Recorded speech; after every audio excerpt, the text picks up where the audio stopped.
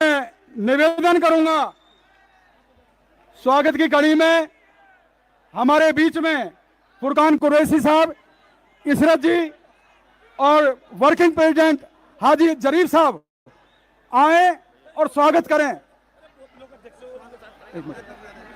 हाजी जरीफ जी आए।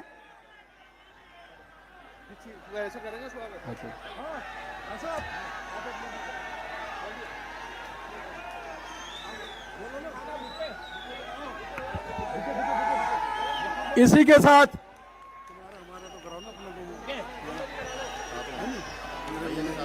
इन्हीं के साथ हमारे प्रत्याशी हाजी इसाक खान साहब भी स्वागत करेंगे और सभी पीछे चले जाएं स्वागत की कड़ी में। इसके बाद अब मैं निवेदन करूंगा, हाजी इसाक खान साहब आए, हमारे प्रत्याशी बहारुपुर से कांग्रेस के प्रत्याशी हाजी इसाक खान से निवेदन हुआ है, अपनी बात रखें। हो गया अध्यक्ष जी, सबको पीछे मेरा नाम पीछे आप चलो, स्वागत में तो बोल दो। हाजी इसाक खान साहब गलत तरीका, चलो अभी करवा, अभी इसके बाद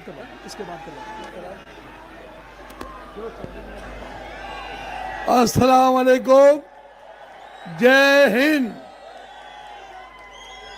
कांग्रेस पार्टी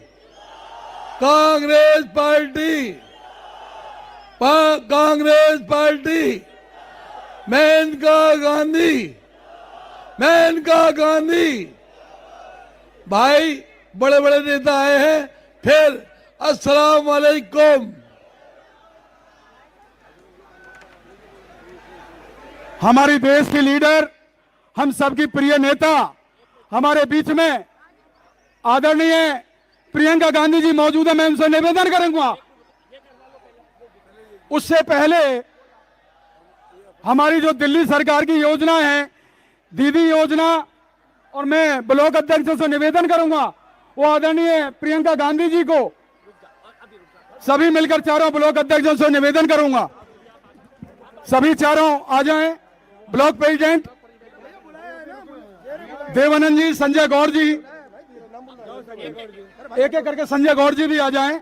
ब्लॉक अध्यक्ष देवानंद चौधरी, मुन्ना जी, पप्पू मलिक साहब, हाजी जरीफ जी वर्किंग प्रेसिडेंट हमारे, वो भी आए, और बिट्टू जी भी, सभी सम्मिलित होकर प्रियंका गांधी जी को, सभी हमारी जो 8500 रुपए की योजना है उनको भी शामिल करके सभी सम्मानित करें। सभी ब्लॉक अध्यक्ष आगे आ जाएं, मुन्ना चौधरी भी मंच, सभी साथी आ जाएं। अब मैं अपना मंच पर अपना स्थान ग्रहण कर लें, जितने साथी हैं मैं सभी से निवेदन करूंगा कि अपना मंच पर स्थान ग्रहण करें। अब मैं निवेदन करने जा रहा हूं, हम सबकी प्रिय नेता, हिंदुस्तान की नेता हमारे बीच में आदरणीय प्रियंका गांधी, जोरदार तालियों के साथ उनका स्वागत करें। प्रियंका गांधी, अरे जोर से नारा लगाओ आप। प्रियंका गांधी मुल्क बचाने निकले हैं।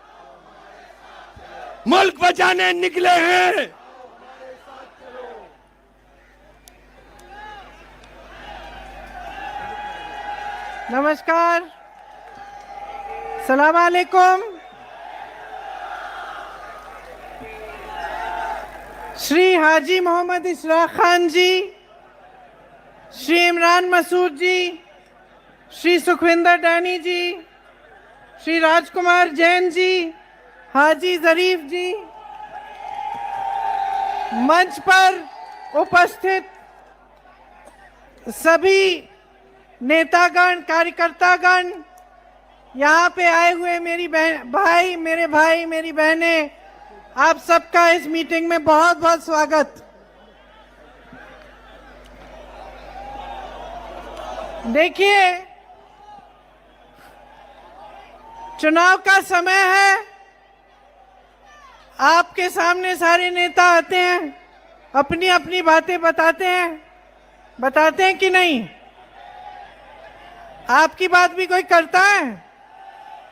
कोई नहीं करता। आम आदमी पार्टी के नेता करते हैं। मोदी जी आए थे, आए ही नहीं।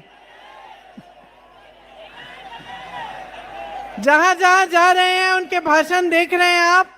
आपकी बातें करते हैं? नहीं करते। क्या बातें करते हैं मैं बताऊं? मोदी जी कहते हैं कि केजरीवाल जी चोर हैं, कहते हैं। केजरीवाल जी कहते हैं कि मोदी जी चोर हैं। मोदी जी खुद को ईमानदार बताते हैं, केजरीवाल जी खुद को ईमानदार बताते हैं। और ये खेल है इनका, मैं ईमानदार हूं वो चोर है, मैं अच्छा हूं वो बुरा है। और इसी खेल में ये सारा चुनाव प्रचार वो खत्म करते हैं कि नहीं? लेकिन असली बात क्या है? क्या ये आपके इश्यूज हैं आज? ये हैं आपकी समस्याएं? अरे आप तो अच्छी तरह से जानते हैं कि दोनों के दोनों ईमानदार नहीं हैं। आप तो अच्छी तरह से जानते हैं कि दोनों एक जैसे हैं। आप तो अच्छी तरह से जानते हैं कि दोनों का काम यही है कि देश का ध्यान ये इधर उधर भटकाएं ताकि असली समस्याओं की बात नहीं हो। आप अच्छी तरह से पहचानते हैं, क्योंकि आप जानते हैं कि आपकी समस्याएं क्या हैं। आप जानते हैं कि किन परिस्थितियों में आज आप जी रहे हैं। इस देश की राजधानी में, ये दुनिया से सबसे बड़ी शहरों में गिना जाता है ये शहर।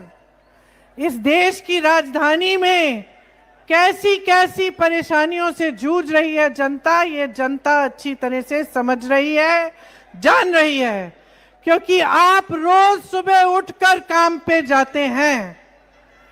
जिसका काम है वो काम पे रोजगार करने के लिए जाता है, जिसका नहीं है वो काम ढूंढने के लिए निकलता है। आप पूरे दिन मेहनत करते हो, कहीं किसी ठेकेदार ने दिहाड़ी पे लगा दिया, लग जाते हो। कम दिहाड़ी दे रहा है, कोई बात नहीं, कुछ तो कमा रहा हूं, कर लेते हो काम। सुबह से शाम तक मेहनत करते हो, गर्मी में मेहनत करते हो, सर्दी में मेहनत करते हो। इस जहर भरी हवा के किस्से में सांस नहीं ले पाते, फिर भी मेहनत करते हो, फिर भी मेहनत करते हो। सांस नहीं आ रही है, फिर भी मेहनत करते हो। कोरोना हो रहा है, फिर भी किसी न किसी तरह से कोशिश करते हो कि कमाओगे। कुछ भी हो रहा है आसपास, लेकिन इस शहर में मेहनत नहीं रुकती है। इस शहर में कोई ना कोई कहीं ना कहीं मेहनत करके अपने परिवार को खिलाने की कोशिश कर रहा है। सबकी यही परिस्थितियां हैं, सबकी यही परिस्थितियां हैं कि बड़ी बड़ी समस्याएं हैं, बड़े बड़े संकट हैं और बेरोजगारी हर जगह फैली हुई है। आज आप सब अपने बच्चों को पढ़ाते लिखाते हैं। आज गरीब से गरीब परिवार की ये आशा होती है, ये उम्मीद होती है कि मेरा बच्चा, मेरी बच्ची पढ़ेगी लिखेगी, आगे जाकर नौकरी करेगी, मेरा देखभाल करेगी, मेरा देखभाल करेगा। गरीब से गरीब परिवार की ये उम्मीद रहती है, ये आशा होती है कि मेरे बच्चे को वो संघर्ष ना देखना पड़े जो मैंने देखा। हर माँ बाप यही चाहता है, मैंने संघर्ष किया, मुझ पे जो संकट थे वो मेरे बच्चे के सर पे ना आए, मेरे बच्चों को अपने कंधों पर वो बोझ ना उठाना पड़े जो मैंने अपने कंधों पर उठाया। तो आज के दिन में सब अपने बच्चों को पढ़ाना चाहते हैं, लिखाना चाहते हैं, सब चाहते हैं कि बच्चों की तरक्की हो। इसीलिए चाहे आपको लोन लेना पड़े, चाहे किसी भी तरह से जुगाड़ करके, मेहनत करके, मजदूरी करके आपको फीस देनी पड़े, आप दोगे, आप करोगे, आप मेहनत करोगे।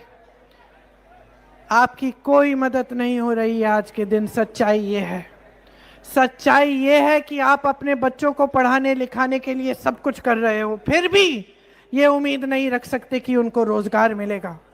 सच्चाई ये है कि मैं कल परसों कहीं पार्क में घूम रही थी और मैंने देखा कि एक महिला अच्छा सा सुंदर सा कोट पहने हुए, अच्छे से जूते पहने हुए माली का काम कर रही है। तो मैंने कहा तुम यहाँ क्या कर रही हो? कहा मैं माली का काम कर रही हूँ। मैंने कहा कैसे? बोला ठेके पे है। कितनी दिहाड़ी मिलती है? वही जो मिलती है। तो मैंने कहा पढ़ाई कितनी की है तुमने? दीदी मैंने एमएससी की है। एमएससी की है, माली का काम कर रही है पार्क में, वो भी दिहाड़ी पे, वो भी ठेकेदार के लिए। ये परिस्थितियां हैं आज ये परिस्थितियां हैं कि आपके बच्चे की जो फीस है वो आप भर नहीं पा रहे हो। आप सुबह उठती हो, अपने बच्चों को वर्दी पहनाती हो स्कूल के लिए, वर्दी पे जीएसटी है, महंगी है।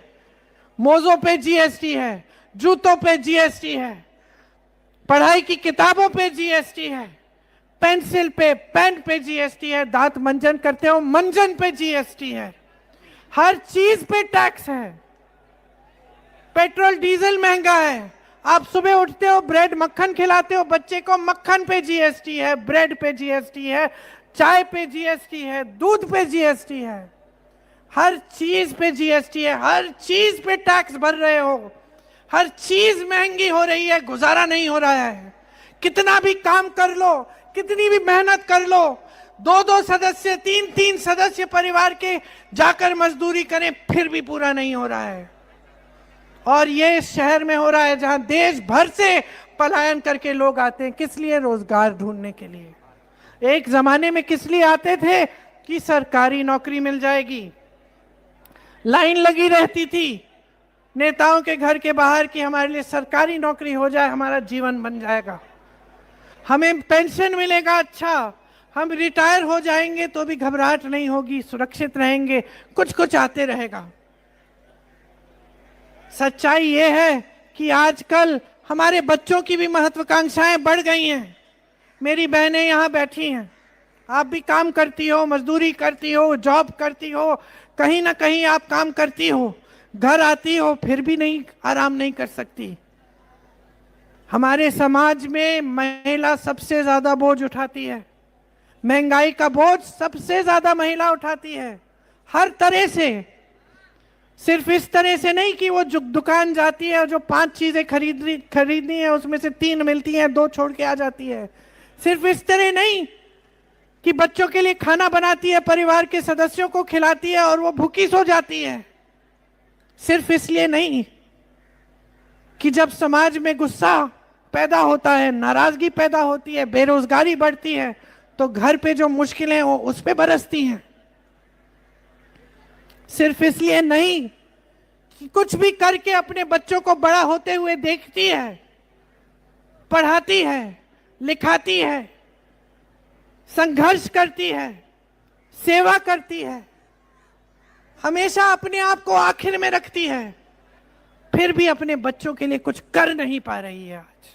इसलिए समाज का बोझ सबसे जो गहरा बोझ है, सबसे जो भारी बोझ है, वो महिला ही लेती है। आज हमारी बच्चों की महत्वाकांक्षाएं बदल गई हैं।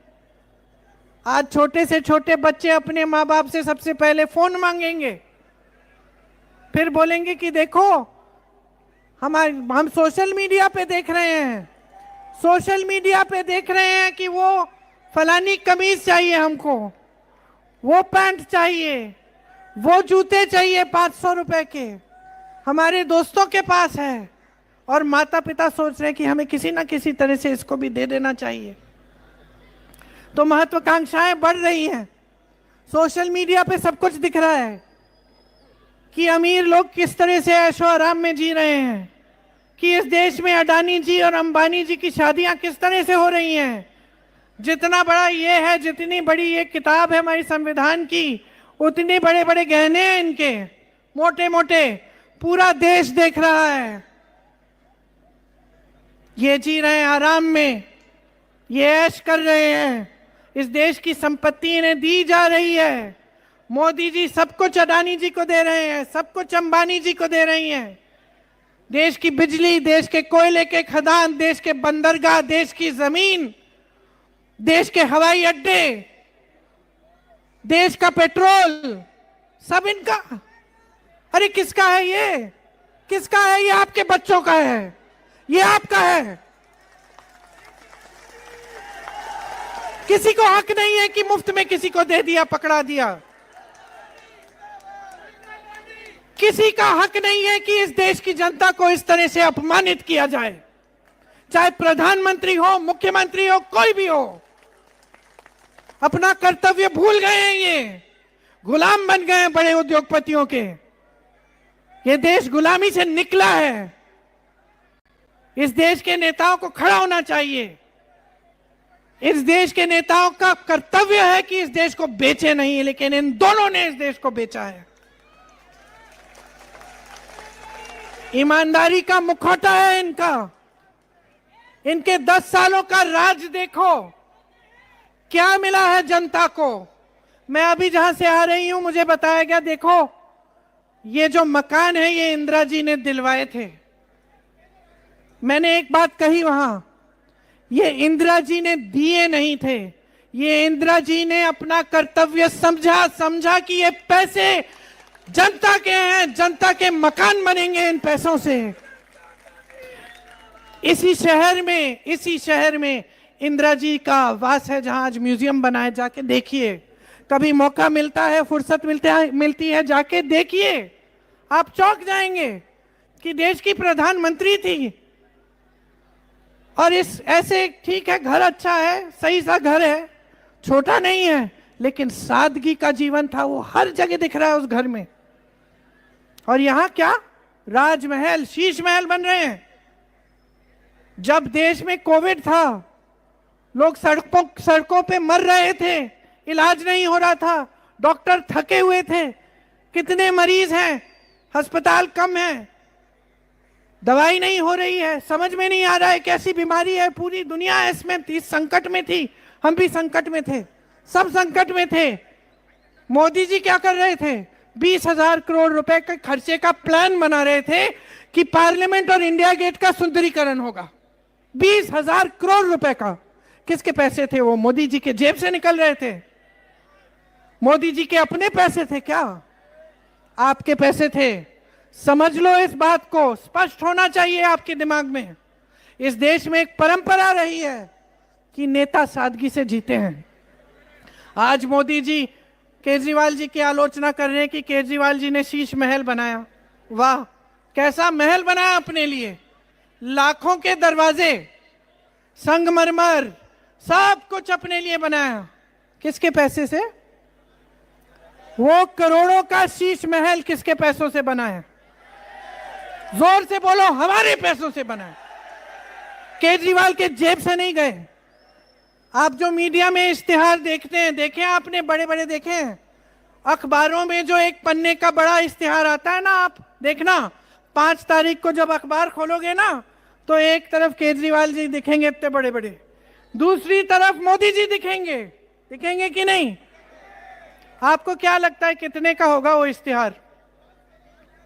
कितने का होगा? कुछ 1000 रुपए का? कितने का है? इमरान बताओ कितने का है? 50 की 15? अच्छा, कह रहे हैं कि बड़े बड़े अखबारों में 50 लाख, छोटे अखबारों में 5 लाख, मध्य वालों में 15 लाख। एक पन्ना। मोदी जी के इश्तिहार कहां कहां जाते हैं? हर अखबार में, पूरे देश भर में, जहां चुनाव है भी नहीं वहां पे भी लगते हैं। हर 2-3 दिन आप देखते हो, बड़ी बड़ी होर्डिंग देखते हो, करोड़ों की होर्डिंग है। किसके पैसे हैं? 450 करोड़ रुपए केजरीवाल जी ने इश्तिहारों में, होर्डिंग्स में लगवाए हैं, अपने प्रचार में, अपना चेहरा चमकाने के लिए। किसके पैसे हैं? मोदी जी हजारों करोड़ रुपए खर्चते हैं अपने चेहरे को चमकाने में। किसके पैसे हैं?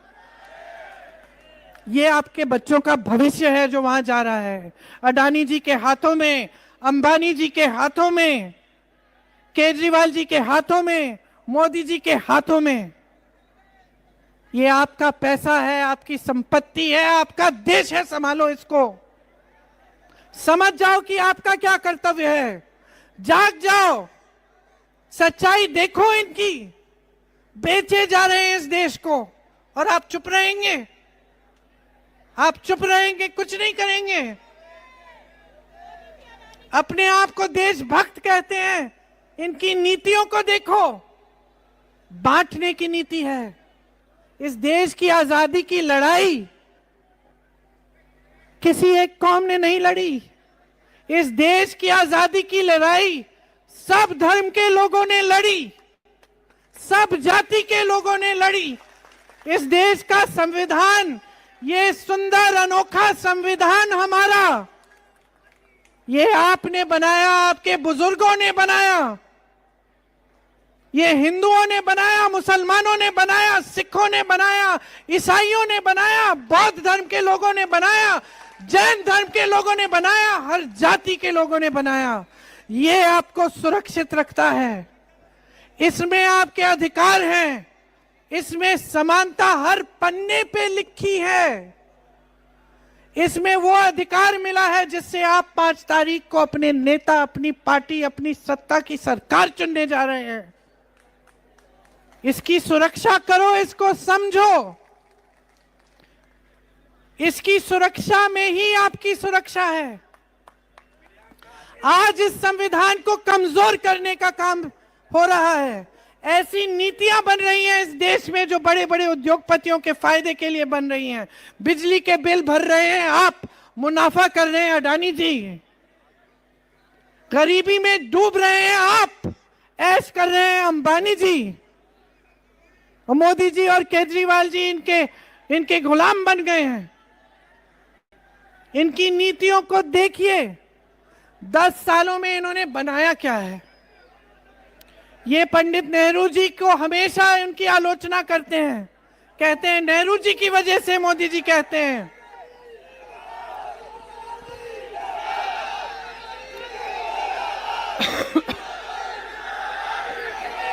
मोदी जी कहते हैं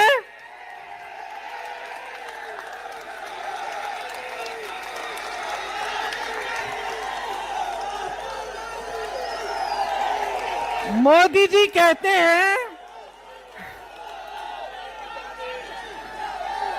जी कहते हैं कि नेहरू जी की वजह से ऐसे बहुत काम है जो हो नहीं पाए, कि ये देश रुक गया नेहरू जी की वजह से।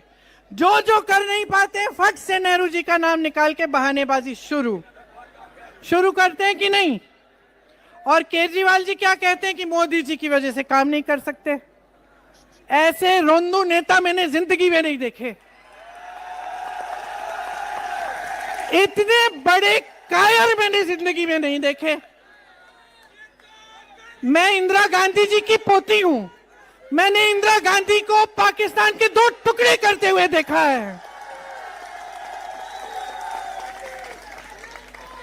और इनकी कायरता पे मुझे हंसी आती है कि छोटी सी जिम्मेदारी नहीं ले सकते, इतनी जिम्मेदारी नहीं ले सकते कि आपकी सड़कें बनाएं, इतनी जिम्मेदारी नहीं ले सकते कि आपके लिए अस्पताल बनाए। अरे नेहरू जी ने तो एम्स बनाया था, आज तक आप एम्स जाते हो इलाज के लिए। क्या बनाया इन्होंने? कौन सा IIT बनाया, कौन सा IIM बनाया, कौन सी पाठशालाएं बनाई? आज दिल्ली को देखिए, शीला दीक्षित जी ने क्या नहीं किया। यहाँ का सुंदरीकरण, और उस पर 20,000 रुपए नहीं खर्चे। सुंदरीकरण किया, ग्रीन एरिया बढ़ाए, CNG की बसेस, ताकि आपका ये जो प्रदूषण है ये कम हो। आज आप सांस नहीं ले पा रहे हैं। सड़कें बनाई, बड़े बड़े मॉल के जो उनकी नींव डाली, जो आज आपके हर जगह बड़े बड़े मॉल दिख रहे हैं। बिजनेस के कॉम्प्लेक्स बनाए, आपके नालों की सफाई कराई, पीने का पानी दिलवाया, कॉलोनियों का नियमितीकरण किया। ये सब काम करे उन्होंने। इन्होंने क्या किया? शीला जी को जलील किया, उनके बारे में उल्टा सुल्टा बोला और अपनी ईमानदार राजनीति का नाम लेकर उभरे और आगे आए केजरीवाल जी। और 10 सालों में आपके लिए कुछ नहीं कर पाए।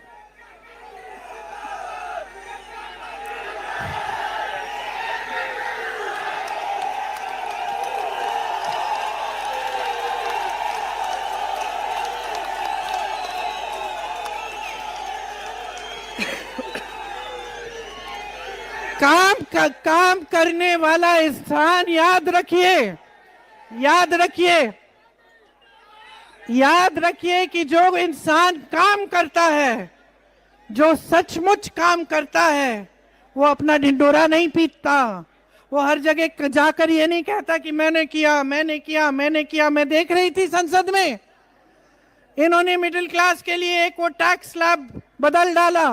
ओ ऐसे ऐसे करके मोदी जी जो तालियां अपने लिए बजा रहे थे, मैं सोच रही थी कि काम आपने किया, ताली भी आप बजाएंगे? अरे ताली तो किसी और को बजाने दो।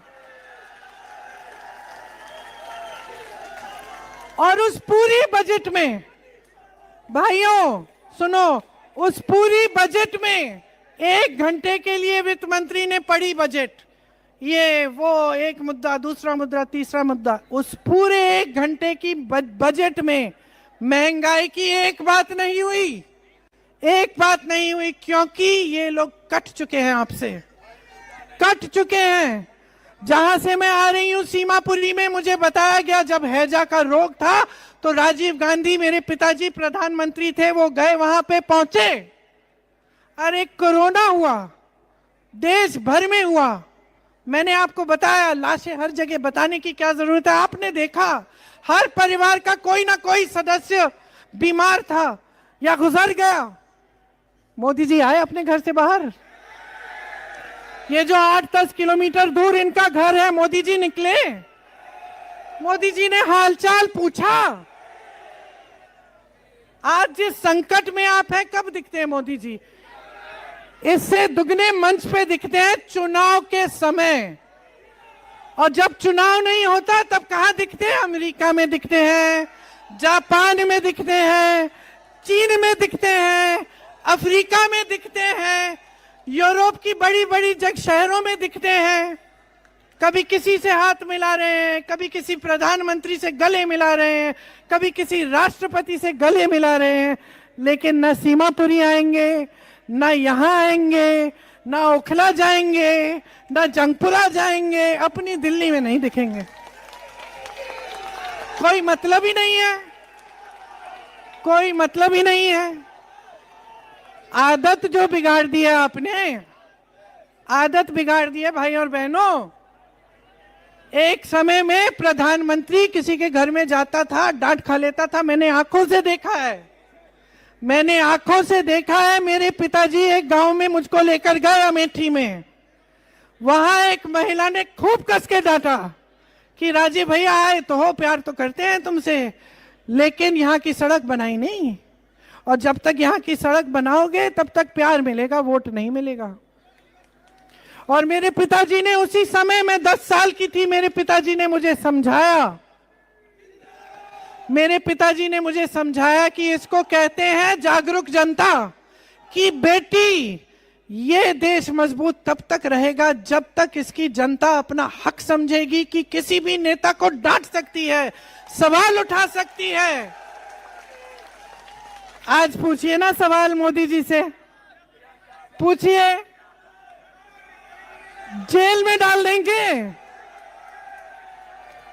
एक इंसान पूछता है सवाल इनसे, राहुल गांधी, एक राहुल गांधी इनसे सवाल पूछता है।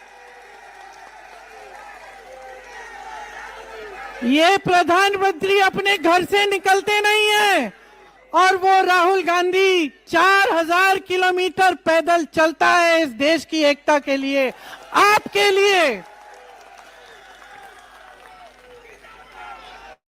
लेकिन मैं कह रही थी कि आपने आदत बिगाड़ डाली है।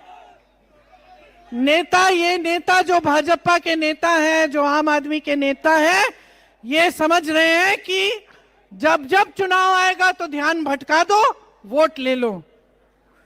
तो एक तो हमेशा मंदिर मस्जिद की बातें करते हैं। अब मैं पूछना चाहती हूं, कितने चुनाव ऐसे निकालोगे, कितने चुनाव ऐसे निकालोगे कि लोगों को बांटकर मंदिर मस्जिद की बात करके आपको वोट मिल जाएंगे?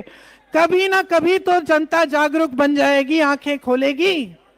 और इसी तरह से केजरीवाल जी, चुनाव आता है, इसको दोष, उसको दोष, मैंने किया, उसने किया, इसी में बिगाड़ी है। अब समय आ गया है, आदत ठीक करो।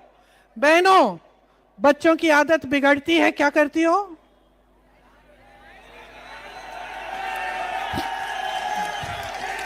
एक बार मारा मैंने थप्पड़, एक ही बार मैंने अपने बेटे को थप्पड़ मारा, लेकिन डांटा बहुत बार, डांटा हर बार जब उसकी आदत बिगड़ने की देखी मैंने या अपनी बेटी की, तब डांटा, समझाया। तो अब नेताओं को भी समझाओ। बच्चे को टोक सकते हो, नेता को टोको, नेता को सिखाओ कि हमारी बात करो।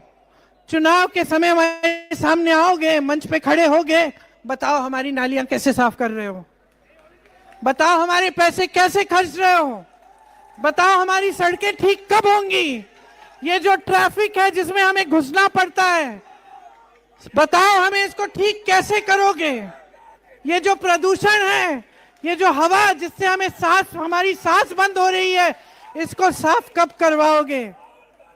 समझाओ इन नेताओं को, हम सबको सबक सिखाओ। इस मंच पे बैठे जितने भी नेता हैं, मैं भी, मुझे समझना चाहिए कि मेरा कर्तव्य क्या है आपके प्रति, मुझे अपनी जिम्मेदारी का एहसास होना चाहिए, जैसे एक मुखिया का एहसास होता है अपने परिवार की जिम्मेदारी लेने का। गैर जिम्मेदार मत बनने दो और जानकारी लो। अब जानकारी लो कि भाई कांग्रेस पार्टी के ये नेता हैं। आज प्रियंका ने तो भाषण अच्छा दे दिया, लेकिन बोल के क्या गई है, जानकारी लो कि ये कर्नाटक में जहां कांग्रेस की सरकार है, राजस्थान में जहां कांग्रेस की सरकार थी, तेलंगाना में जहां कांग्रेस की सरकार है, हिमाचल में जहां कांग्रेस की सरकार है, क्या वाकई जनता के पैसे वापस जनता की जेब में डाले जा रहे हैं? क्या ये सच है कि उन सरकारों में जो जनता की संपत्ति है वो जनता की स्कीमों में जा रही है? जानकारी लो। अपने रिश्तेदार हैं, दोस्त हैं वहां उन प्रदेशों में, उनसे पूछो। आप पूछोगे तो आपको पता चलेगा कि क्या क्या हो रहा है। आपको पता चलेगा कि हिमाचल में, तेलंगाना में, कर्नाटक में, झारखंड में महिलाओं को हर महीने कुछ ना कुछ दिया जा रहा है, पैसे दिए जा रहे हैं। हिमाचल में 1500, कर्नाटक में 2000, झारखंड में 2500 रुपए हर महीने महिलाओं को दिए जा रहे हैं। क्यों? क्योंकि हम आपके संघर्ष को पहचान रहे हैं। आपको पता चलेगा, आप पता करेंगे तो आपको पता चलेगा कि राजस्थान में जब कांग्रेस की सरकार थी, मध्य प्रदेश में जब कांग्रेस की सरकार थी, छत्तीसगढ़ में जब कांग्रेस की सरकार थी, आज तेलंगाना में और कर्नाटक में कांग्रेस की सरकारें हैं, किसानों के कर्ज माफ हो रहे हैं। आप पता करेंगे तो आपको पता चलेगा कि कर्नाटक, तेलंगाना और झारखंड में 200 यूनिट बिजली फ्री आज के दिन मिल रही है। आप पता करेंगे तो आपको पता चलेगा कि राजस्थान में जब हमारी सरकार थी तो 25 लाख तक मुफ्त इलाज मिल रहा था। लोगों की हार्ट की सर्जरी, कैंसर का ट्रीटमेंट, आंखों की सर्जरी सब मुफ्त में मिल रही थी। आपको पता चलेगा कि आज के दिन तेलंगाना में 10 लाख तक मुफ्त इलाज मिल रहा है। हिमाचल प्रदेश में कैंसर के मरीजों को मुफ्त इलाज मिल रहा है। हिमाचल प्रदेश में बुजुर्गों का इलाज उनके घर में हो रहा है। ये सब आज के दिन जहां कांग्रेस की सरकारें वहां हो रहा है, यहां भी हो सकता है। यहां कांग्रेस आपको इस आधार पर गारंटी दे रही है कि करके अन्य प्रदेशों में दिखा रही है। राजस्थान में पहली बार गिग वर्कर का बिल आया, मतलब एक विधेयक आया जिससे जो ओला, उबर, जोमैटो डिलीवरी वाले जो लोग हैं, जो डिलीवरी में काम करके दिन जो लोग इस तरह का काम करते हैं उनके लिए 10 लाख का बीमा है। कर्नाटक में 4 लाख का बीमा है। गैस सिलेंडर तेलंगाना में 500 का मिल रहा है। हिमाचल, राजस्थान और छत्तीसगढ़ में जब हमारी सरकार थी तब पुराना पेंशन लागू हुआ। गरीबों को घर बनाने के लिए कर्नाटक में 3.5 लाख की मदद मिल रही है। हिमाचल में 7 लाख की मदद, तेलंगाना में 5 लाख की मदद, ये सब आपका पैसा है। कोई एहसान नहीं कर रहा है आप पे। गलत फहमी में मत रहिए, गलत फहमी में मत रहिए। ये कोई एहसान नहीं कर रहा है। कांग्रेस की सरकारें सिर्फ एक काम कर रही हैं, अपने कर्तव्य को समझ रही हैं, पहचान रही हैं कि जनता की संपत्ति जनता के हाथों में रहनी चाहिए। ये बात आप हमेशा याद रखिए, हमेशा के लिए याद रखिए। एहसान आप कर रहे हैं। ये देश एक लोकतंत्र है। जो नेता मंच पे खड़ा है, जिसका पद है, जिसके हाथों में सत्ता है, उस पर जनता ने एहसान किया है।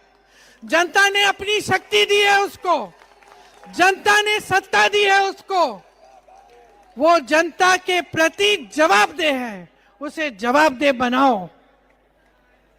आप समझो कि अगर आज यमुना नदी साफ नहीं है, अगर यहां दिल्ली प्रदेश में कूड़े के 50 तल्ले ऊंचे पहाड़ हैं, अगर यहाँ की गलियां गंदगी से भरी हैं, यहाँ की सड़कों में गड्ढे हैं, यहाँ की नालियां बंद हैं, यहाँ की हवा में जहर है, तो ये इसलिए है क्योंकि जो सरकार यहाँ चल रही है प्रदेश में और केंद्र में, वो अपनी जिम्मेदारी नहीं समझ रही है। वो आपके प्रति अपनी जिम्मेदारी नहीं निभा रही है। वो आपके साथ विश्वासघात कर रही है। आप समझिए कि जो चुनाव है, जो 5 तारीख को आप वोट डालने जा रहे हैं, इसकी क्या अहमियत है आपके जीवन में। इसकी बहुत ही गहरी अहमियत है। किसी के झांसे में मत पड़ो। कांग्रेस पार्टी यहां के लिए ऐसी योजनाएं ला रही है जो हर प्रदेश में उन्होंने करके दिखाई हैं।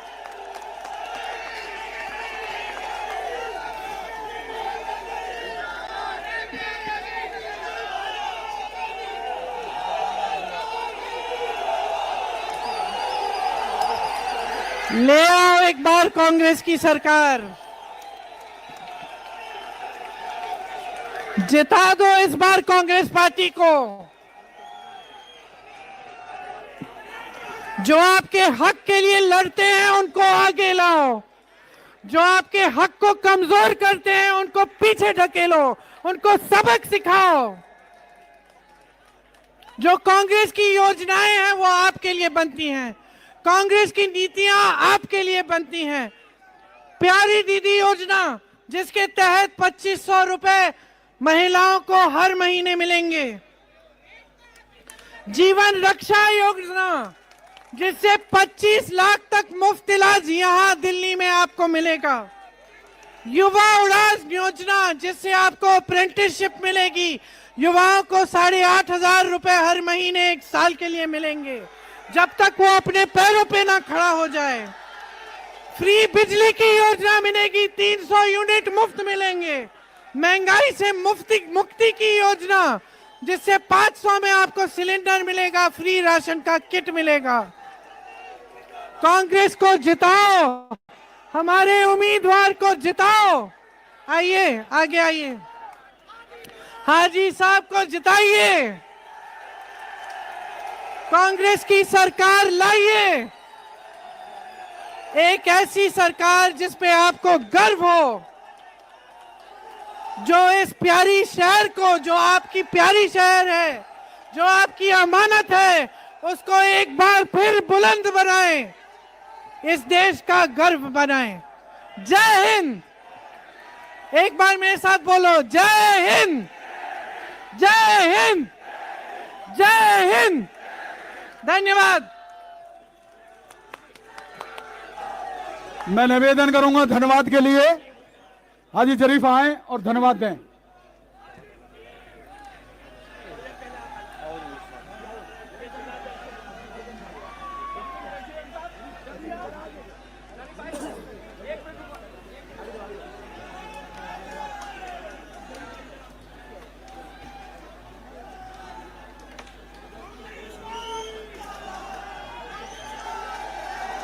ये सब अच्छा आएगा।